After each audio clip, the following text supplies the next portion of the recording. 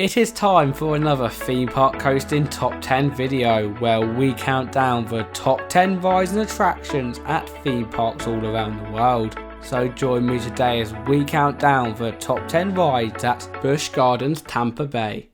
In at number 10 we are going to be heading into the jungle with Stanley Falls Flume. Since its debut in 1973, this has always been a great attraction for the families, and as long as you bring some spare clothes you are sure to love it.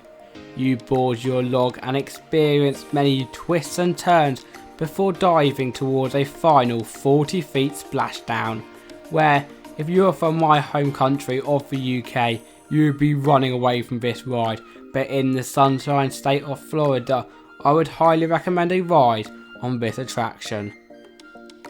For the number 9 spot, it is SandSerpent, and if you have ever done a wild mouse coaster before, we would recommend trying other attractions at the park before heading on to this one. To be honest, it feels like the park, which is known for their amazing theming and atmosphere, just dumped this attraction with no thought to the surrounding area. Nevertheless, this has always got a short queue and is a good family thrill to do occasionally at the park. Located in the same area as SandSerpent, our number 8 spot, we have Scorpion, and with it also being a family thrill, it is a great attraction to do both if you have just rode Sea Serpent and don't want to walk a long way, or if you want to do the bigger rides but don't feel brave enough yet to ride.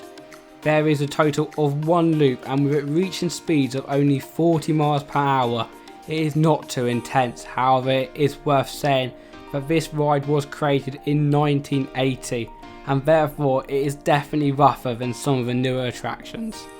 At number 7, Cobra's Curse is the ride which will take this spot, but if it was the list for the most unique as well as crazy rides, this would definitely take the number 1 position.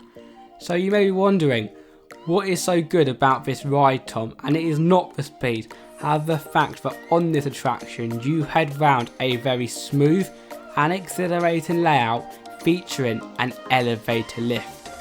Oh yeah, you do all of this while spinning, therefore seeing a 360-degree view of the cool but also quite terrifying massive Cobra. For me, this would 100% be my number 1 priority on my initial visit, but after riding it does lose its first time charm, and therefore it is currently at number 7. The last time I checked, tigers can't fly, but if you ride our number 6 spot, Tigris, you can soar through the air, launching back and forwards at 60 miles per hour. This is definitely one for the thrill seekers out there, and it took me a while to brave this attraction, but when I did reach the age of 13 and rode it for my first time, I instantly fell in love with it. How about you though? Would you love to ride Tigris, or are you nervous like I was? Comment down below. Top 5? Or should I say, as we have chosen Falcon's Fury for this spot.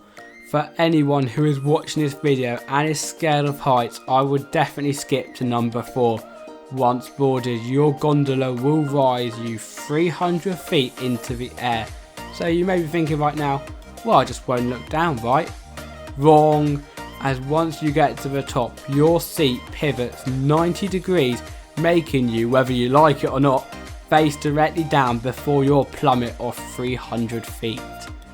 Without a shadow of a doubt, this has to be the scariest drop tower in the world, because even though it is not as tall as Jumanji's Drop of Doom at 415 feet, we find the facing down element makes it absolutely petrifying. So when heading to the park, this is a great one to build up to, and at the end of the day, when it's night time, you can get some pretty sick views. Coming in at number 4, we have chosen Busch Gardens icon Cheetah Hunt. Featuring 3 launches reaching the speeds up to 60 miles per hour, you really do feel like the world's fastest animal. And with a height of 130 feet, this is a really fun attraction. Many would argue though that this is one of the scariest rides at the park. However, if you can brave the launches, I think the whole family can enjoy this attraction, as it is not too tall, not too fast, and only features one inversion, in addition to the awesome scenery, which is why at number 4 we have Cheetah Hunt. You are sure to shriek on our number 3 spot, as we have Sheikra, opening less than a month before I was born. This ride for its first time would probably have been the best roller coaster in the world. However, now after the additions of Yukon Striker at Canada's Wonderland and other B&M dive coasters, this ride hasn't got the same thrill aspect as it used to have. Nevertheless, if you do choose to ride this as your first dive coaster, or one which you are looking to ride for some great elements and short queues, Sheikra is right up your street. Reaching speeds of up to 70 miles per hour, this is the fastest roller coaster at the park. And oh yeah, did I forget to mention, there is also a 145 feet tall loop, which is huge.